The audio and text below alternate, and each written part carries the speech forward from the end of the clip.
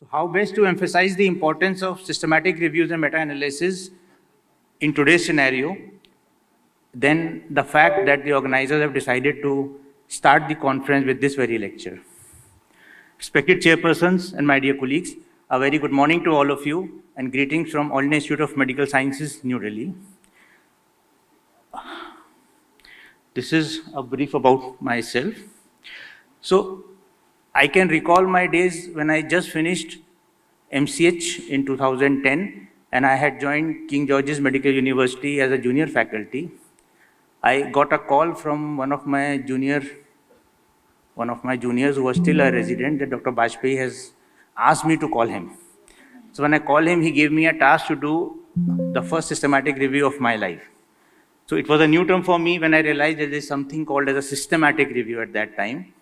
And I went back home, started reading the literature, and this is what I felt like. Why me? This is something which is not the domain of a surgeon. And then it's 12 years now for that line. So now I feel that we all can get away without doing a systematic review or a meta-analysis, of course, but we all need to read we all need to learn to read a systematic review. We all need to understand how to read a systematic review if we believe in a sound, evidence-based clinical practice. So this was the first systematic review when we tried to evaluate the role of caudal block in causing an enhanced fistula formation after hypospadias repair. So when I was searching the literature, I came across 7 papers which were already published at that time. So 4 papers were trying to say that caudal is unsafe, while the other 3 papers said that no, it doesn't lead to enhanced fistula rate. And my job was to review all these 7 papers and merge the results into a meta-analysis. So you see, the first problem comes, there is so much of information available in literature, and we are growing every day. And the second point is, you get mutually conflicting results. So out of these 7 papers, 4 are speaking in one direction and 3 in the other direction.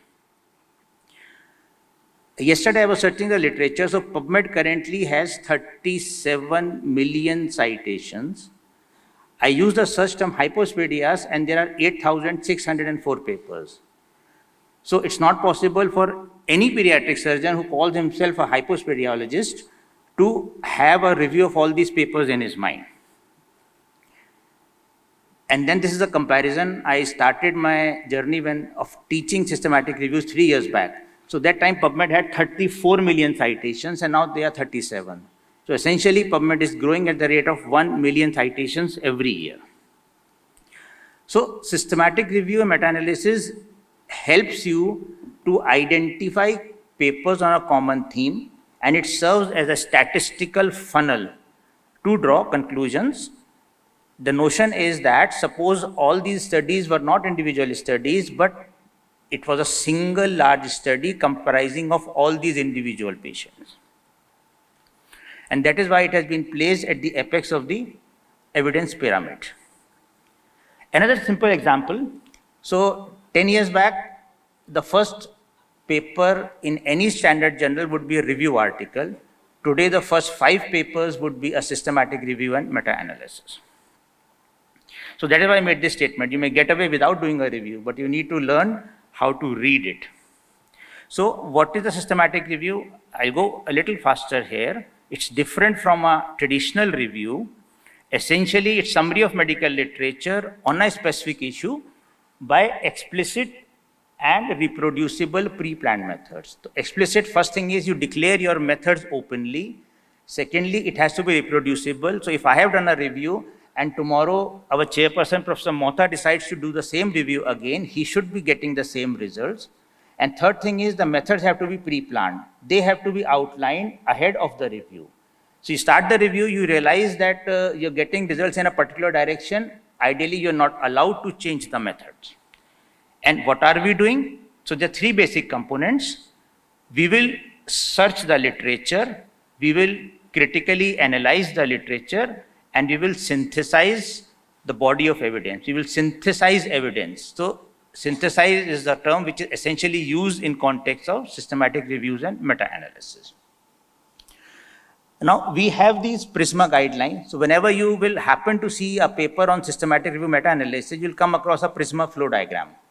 So Prisma stands for Preferred Reporting Items for Systematic Reviews and Meta-Analysis. It is a set of guidelines or a checklist which is designed to make this entire process objective and reproducible. So this is what a Prisma flow diagram looks like. I'll just dwell upon how to understand it. To make it look bigger, I split into two parts. So there are four components which are highlighted on the left side. First one is identification. So whatever be the search strategy, we see that in the first box, 2000 results have been identified. The search is based on multiple databases, say for example, PubMed, Scopus, Embase, etc. Now, since you're searching multiple databases, it is likely that you will get same paper more than once. So after removing the duplicates, we are left with 1,300 papers. So essentially, there were 700 duplicates. Then the second component is screening. You start the screening process. So first you read the title, and just based on the title, you try to figure out if this paper fits your strategy, fits your study question. After title, you go to the abstract. So what will happen is, once you read the title, you will divide into three categories. Yes, this is applicable. This is not applicable. Third, I am not sure. So for this I am not sure category, you go to the abstract. And if you are still not able to decide by the abstract, third is you access the full text articles. You also access the full text articles for all those which you have finally included. So eligibility is 20. From that, now there are other reasons for removing. And finally, you have 12 articles for qualitative synthesis or systematic review. And you have 4 articles for quantitative synthesis, which is meta-analysis. Now, this is a revised version of Prisma, because now what is happening is there was a topic which was reviewed in 2014. Now, 10 years down the line, sometimes you feel that there is a need to update the review.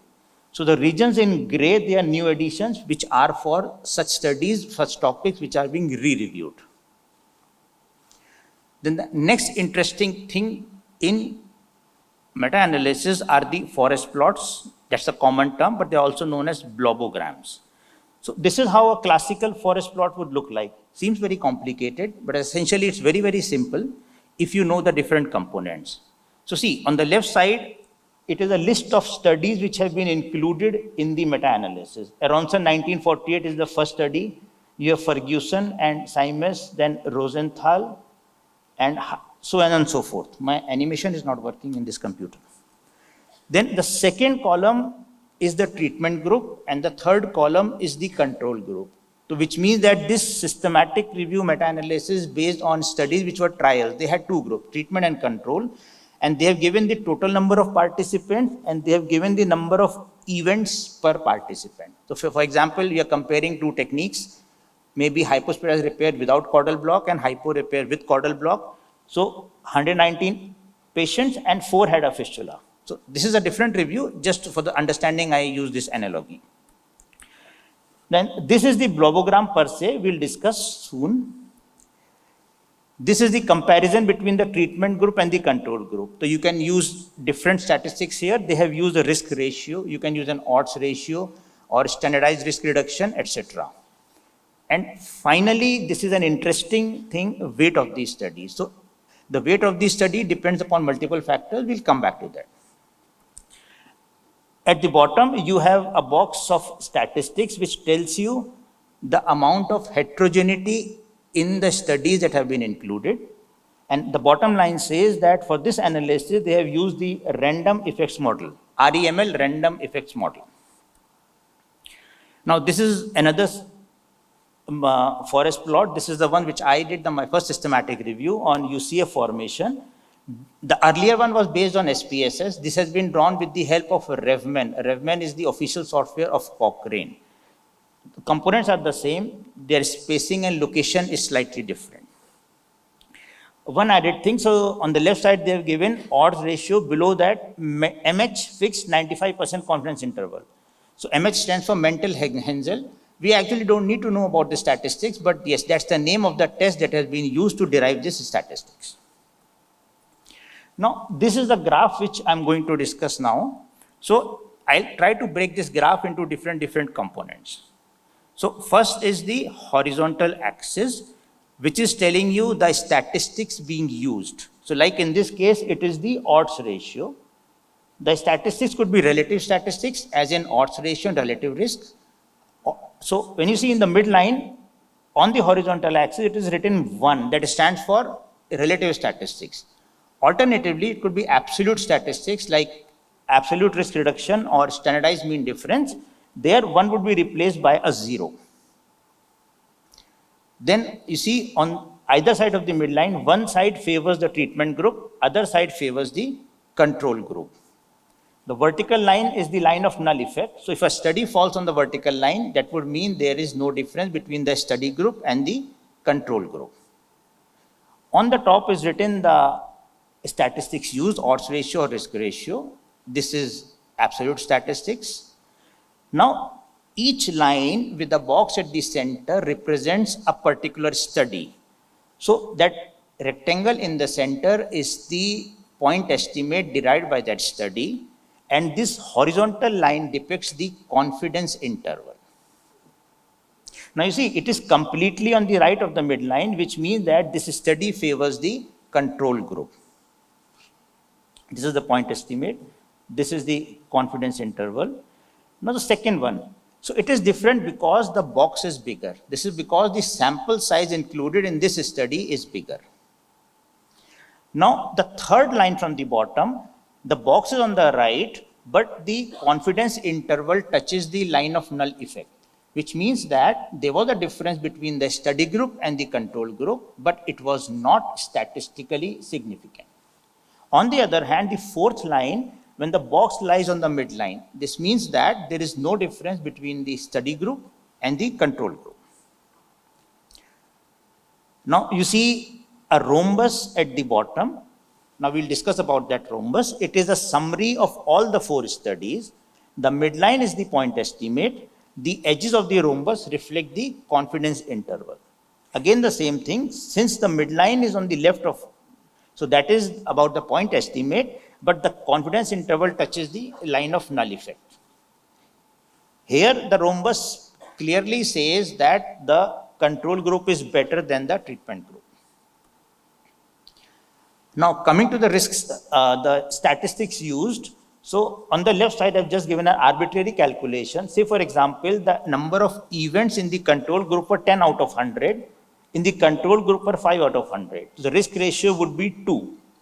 So similarly, for 3, 2, 1, and 0.5, I have given 3 depictions. Now coming to the heterogeneity part. So heterogeneity is the variation in the characteristics between the included studies. There are 5 studies conducted from 5 different parts of the world. The PI was different, he had different things in mind, the population was different, and there were minor differences which give rise to the heterogeneity. Now statistical rule is you should not mix apples with oranges. So you have to ensure that the heterogeneity is minimal in the included studies. Now what is heterogeneity? Now let us assume that the actual effect of intervention is 0.5. So, picture you will have to run fast. Okay, sir.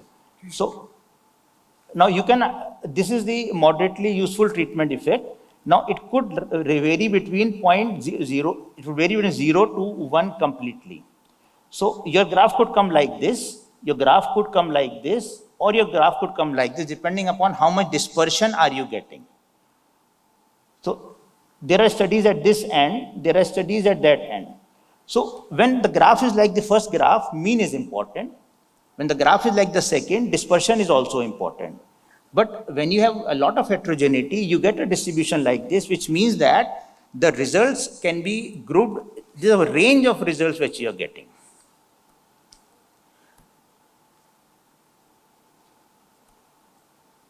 So how to assess the heterogeneity? So it is called as the eyeballing test. So you see there are 2 different types of blobograms here. In the first one, in both I have drawn a rectangle, but in the second one, it is possible to fix all these point estimates into a bone. So the study in green, the heterogeneity is less. The study in yellow, the heterogeneity is more than the one on the left. So here again, this is less of heterogeneity. So So that is one way of heterogeneity. Other way is the chi-square test. They have given the p-values less than, and it is less than 0.05, which means that the null hypothesis holds true.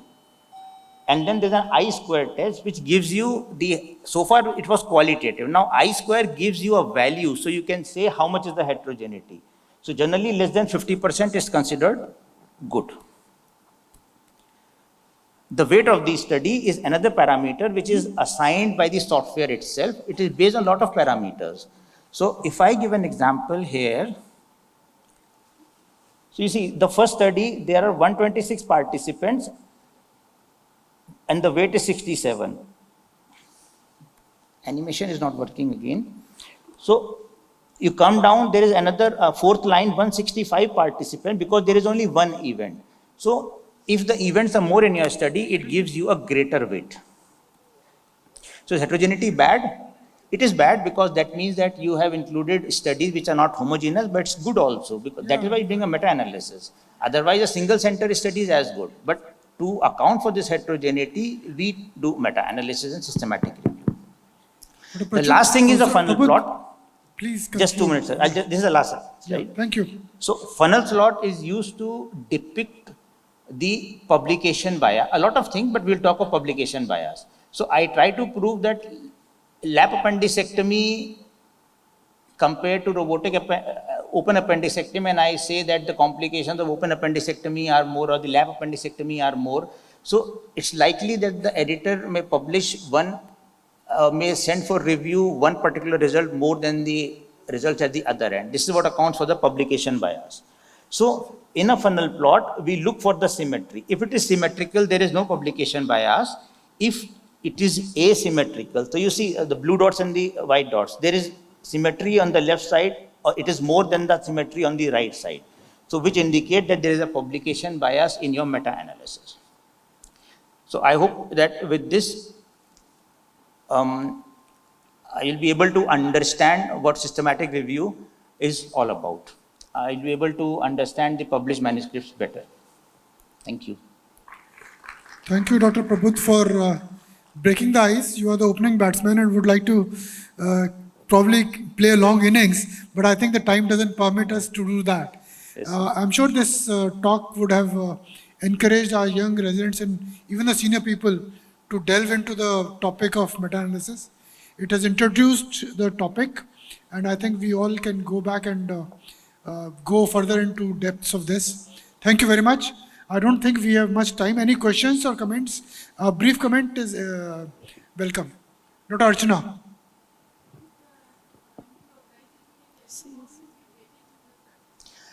We don't give weightage to the studies, that is given by the software. So it is based on a lot of things. Number one is the sample size. The larger sample size, obviously that will more weight. But more than that, the number of events happening in the study, both in the control group and the treatment group. So that's a pure statistical phenomena. We don't have to do that. Thank you very much. If there are no more questions, we go. Thank you very much. Thank you.